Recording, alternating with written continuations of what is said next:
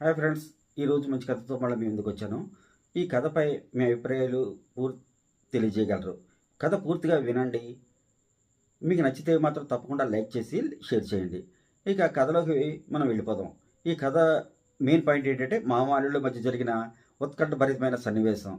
So friends, ఇక స్టోరీలోకి వెళ్ళిపోదాం.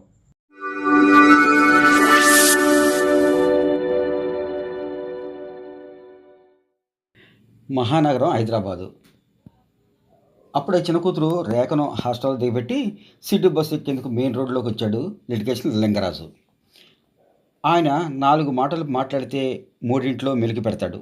అందుకే వాళ్ళ ఊళ్ళో లిటిగేషన్ లింగరాజు అని అందరూ పిలుస్తూ ఉంటుంటారు.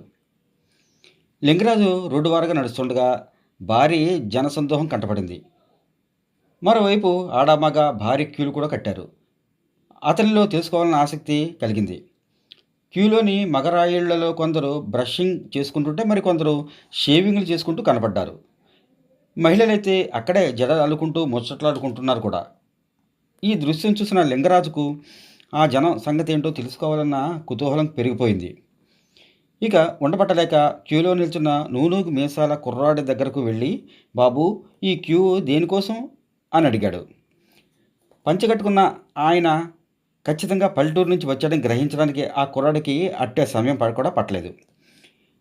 ఆ పెద్ద ఆయనకు కాస్త ట్విస్ట్ ఇద్దామనుకుని, ఓ ఇదా, ఆధార్ల కోసంలే, అయినా మీది పల్లెటూరు అనుకుంటా, చెప్పినా నీకు అర్థం కాదులే అంటూ అన్ని మాటలు అతడే మాట్లాడేశాడు లింగరాజుకు అవకాశం ఇవ్వకుండా. ఆ కార్డు కావాలంటే ఇన్ని స్కూల్ కట్టాలా, నోరెళ్ళు పెట్టాడు లింగరాజు. అవును మరి, నేను క్యూలో నిలబడి ఇవాళకి 3 రోజులైంది. కార్డు చేతికొచ్చేసరికి ఇంకో 6 నెలలు పడవచ్చు, వెటకారంగా చెప్పాడా కుర్రాడు. చిరెత్తుకొచ్చిన లింగరాజు అతగాడినో మారు పైకి కిందకి తేరిపారు చూసి, ఓ సోస్, ఆ కార్డు అయితే మా ఊళ్ళో ఎప్పుడో ఇచ్చారు అనడంతో బెత్తరపోయి చూడడం ఆ కుర్రాడు వంతయింది.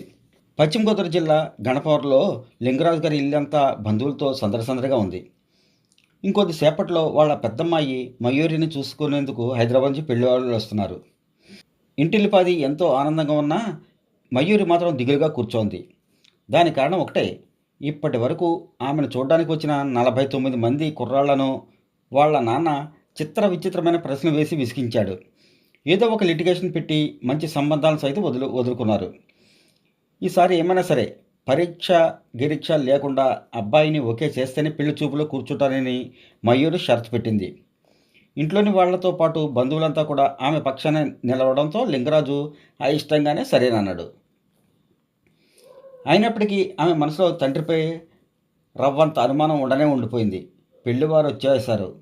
పెళ్ళికొడుకు సాకేత్ను చూసి లింగరాజు షాక్ అయ్యాడు. అతడెవరో కాదు, ఆ రోజు హైదరాబాద్లో ఆధార్ కార్డు క్యూలో కనిపించిన కుర్రాడు. ఆ అబ్బాయి కొద్దిగా తత్తరపాటు పడి తర్వాత వినమ్రంగా నమస్కరించి లోపలికి వచ్చాడు. అబ్బాయి అందరికీ నచ్చడంతో కట్నకాలకు మాట్లాడుకుని సంబంధం ఖాయం చేసేశారు. లింగరాజు గారి ఇల్లు. సాకేత్ మయూరాల పెళ్ళి గ్రాండ్గా జరిగింది. అలకపాలపు సన్నివేశం వచ్చేసింది. అల్లుడు గారు, అలకపాలపు అనేది మన ఆచారం, ఏం కావాలో కోరుకోండి అంటూ లింగరాజును క్రిగంట చూసి లింగరాజు భార్య లీలావతి అంది. అబ్బే వద్దండి, ముసిముసి నవ్వులు చిందిస్తూ బెట్టు చేశాడు సాకేత్.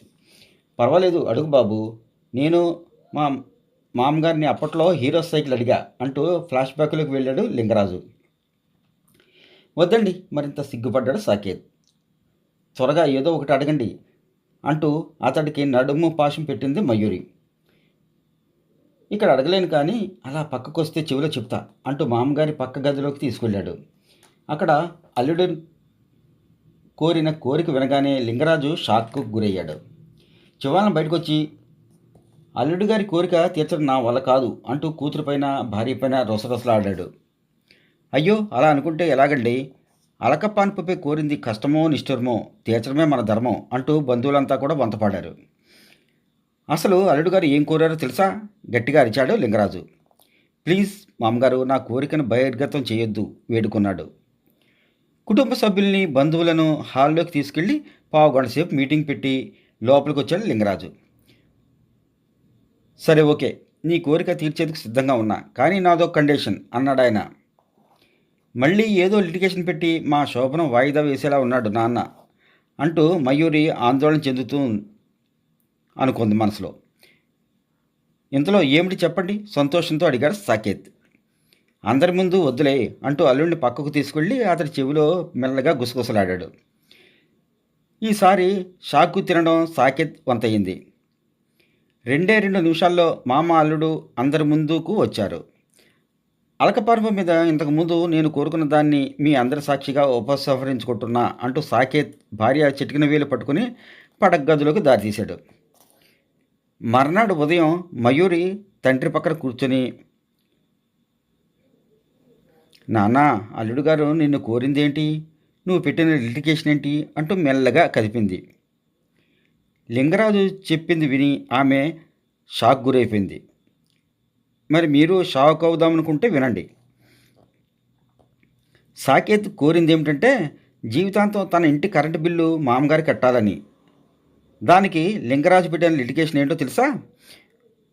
1-2 రోజుల్లో అల్లుడు తన ఆధార్ కార్డు చూపిస్తే జీవితాంతం బిల్లు కడతానని ఒప్పుకున్నాడు.